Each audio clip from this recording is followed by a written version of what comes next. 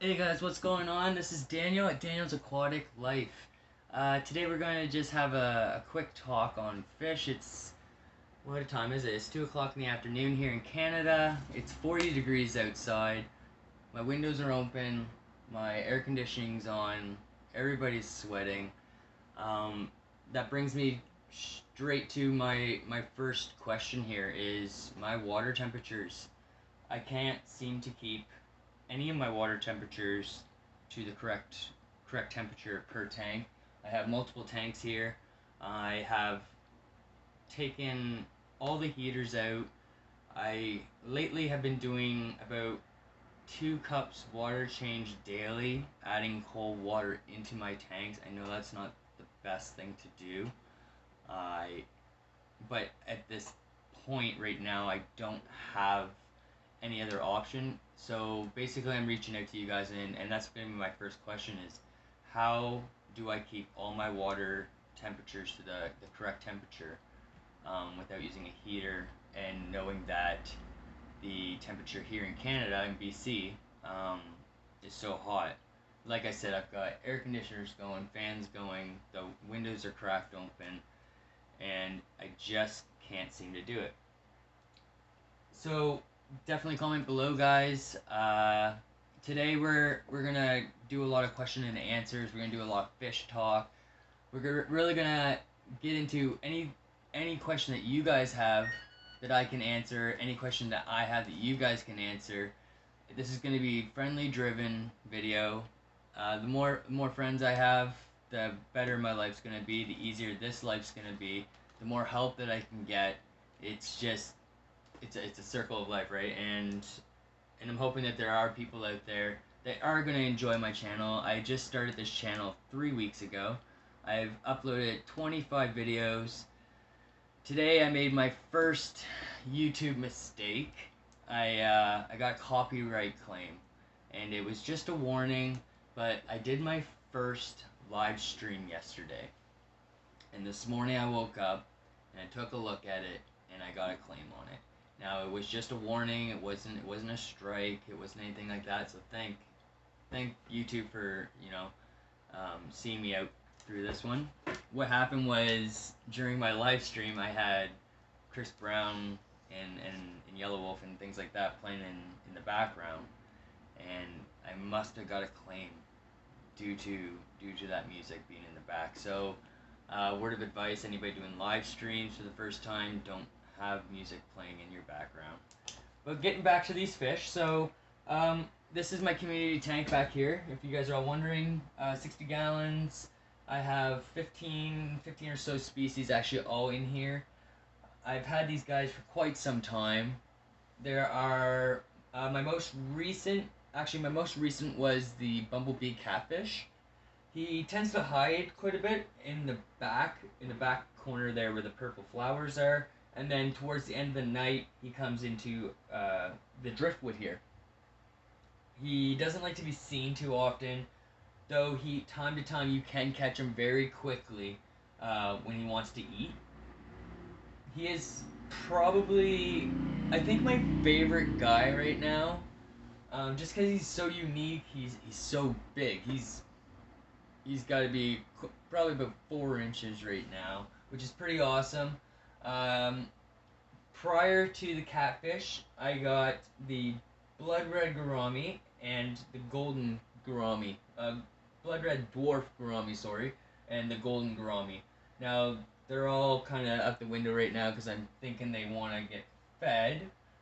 I Actually, we can probably do that right now. How about we just give it 1 second here, guys? I'll go grab some food and we'll do a feeding right away.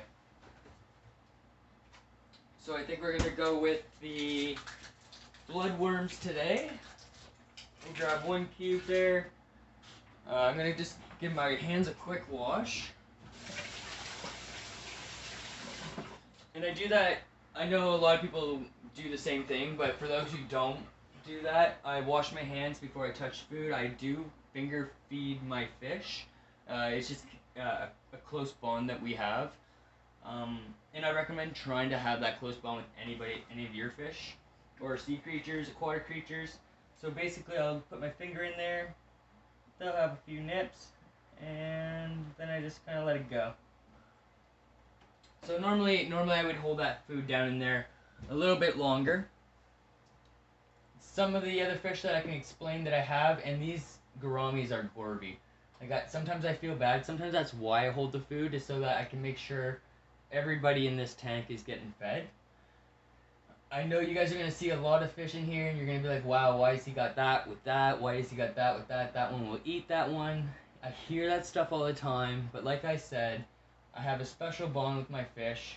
I've actually done a little bit of, and it sounds strange, but I've done some training with my fish. So basically, if I see one of these fish not sharing the food, what I'll do is I'll put a net in, and I'll carry him off to the side, and there's enough water flow that he still gets the food, like pieces of food, but he gets what he needs, basically.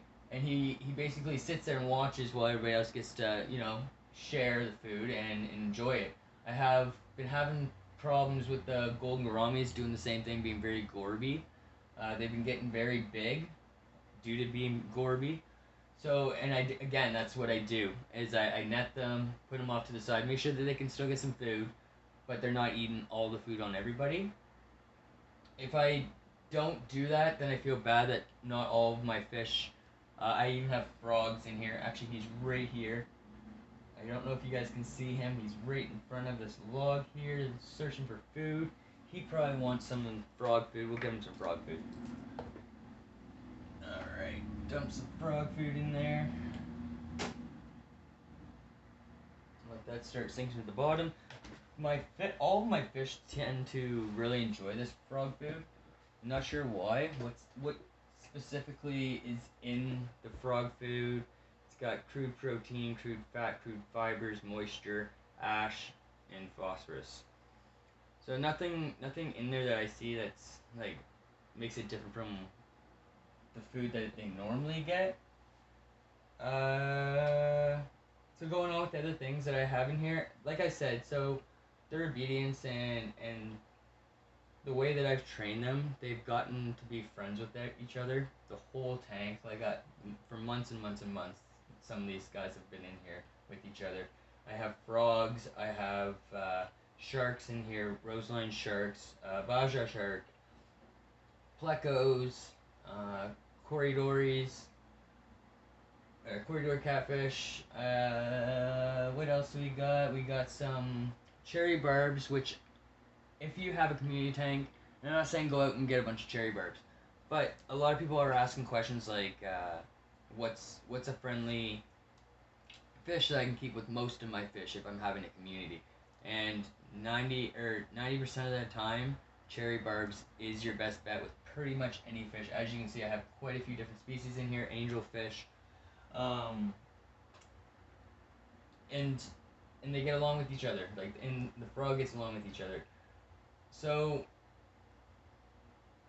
when you hear people say don't put this with this or don't put this one with this, more so I don't think you should listen really to that, but really take in the fact that more so keeping an eye on what's going on. And if you guys do try to do this, one thing I would suggest having right away, and a lot of people make that mistake, is having a backup tank. If there's a problem in this tank and you have to separate them because it's just not working, where are you gonna put this fish? Where are you gonna put a full-grown adult size golden gourami? It already needs minimum 20 gallons at an adult size, and you're not going to keep one golden gourami by himself, so you're probably going to have a couple at an adult size, so you're going to need a minimum of a 20-gallon tank. So that's one thing you want to keep in mind. So if you do try to see what fish are going with what fish, make sure that you have a tank for the adult size, not for what size it is now, but for when it's an adult, because you don't know if this situation is going to happen now or if the situation is going to happen when it becomes an adult. So just a little word of advice there. I've been stuck in that situation. I've got 1, 2, 3, 4, 5, 6, 7, like 8, 9, 10 tanks going on right now, and there were times before I had all that, and that being kind of the reason why I acquired so many, was trying to friend certain fish together in an aquarium, in a community tank. I like community tanks just because it's nice to see what all these fish do in a run of a day, especially with each other. One cool thing I want to talk about is my Marvel Angelfish. It's hard to see him right now. Actually, a few cool things. But he's the size of my palm. He's no word of a lie. He is the size of my palm with his wing fins going up. All this whiteness is all his new finnage. He's got icy blue on his chest, which happened about I would say about 2-3 weeks ago.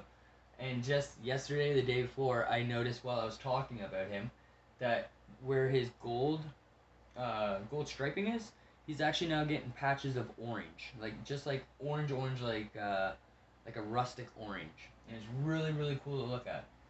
I've noticed that my Roseline Shark, he's now got. He was really pale when I got him, no color to him.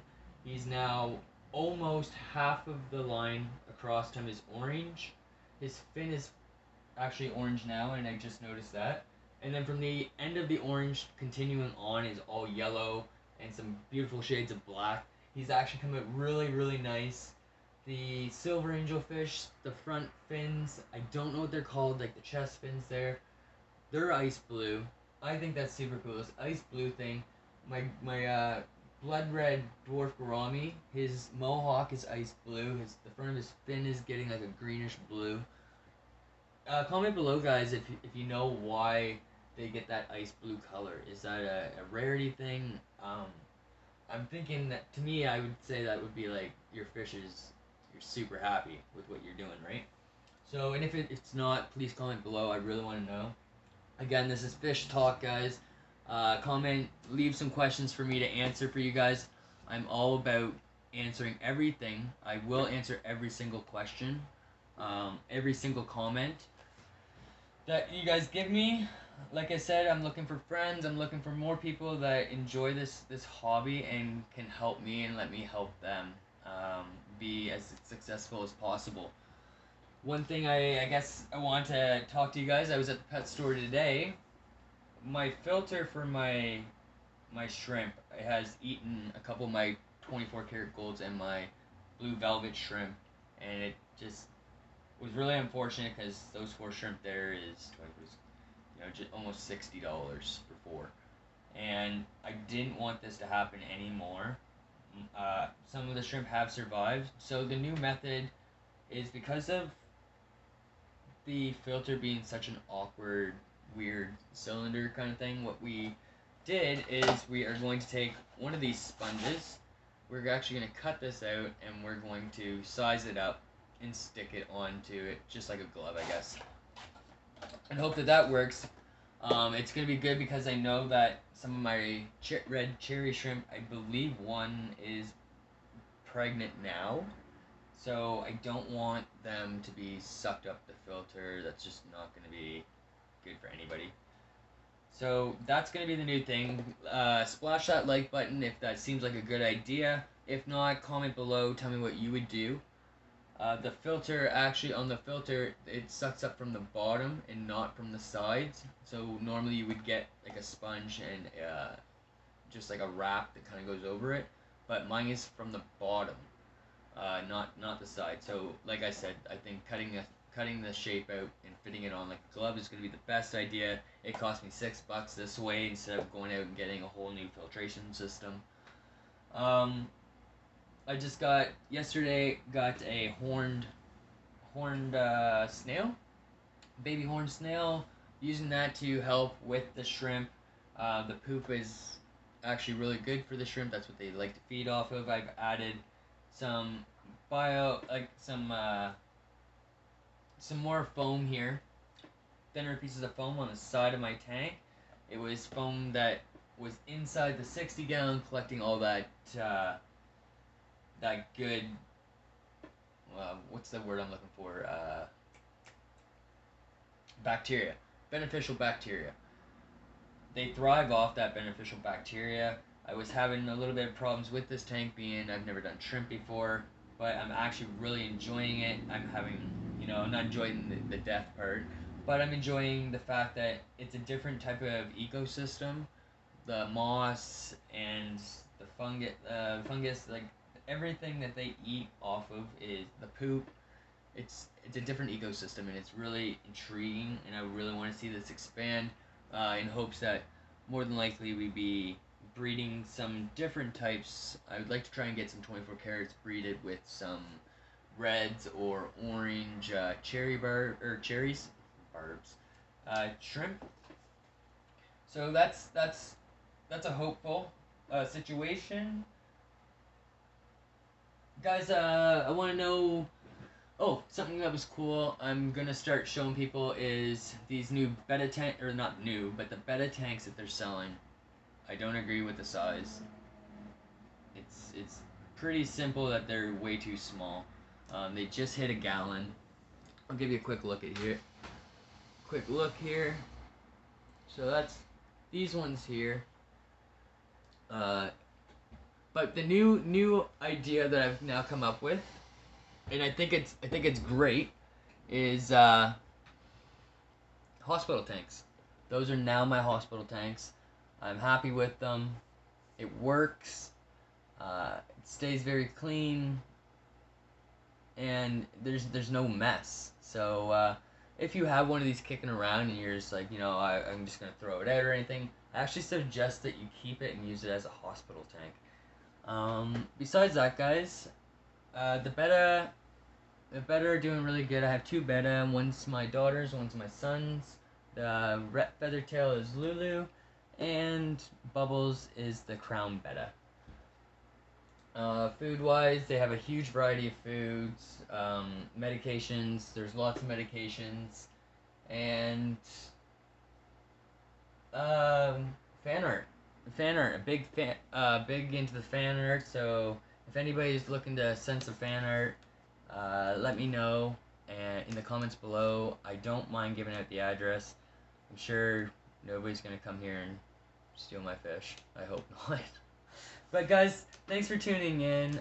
If you like what you've seen, if you like this content, please splash that like button. Subscribe, hit that subscribe button, guys. More love, more support. It makes me feel good. It makes me produce more videos for you guys. And the more knowledge that I can receive, the better. So, in saying that, guys, have a great day, and we will see you soon. Cheers.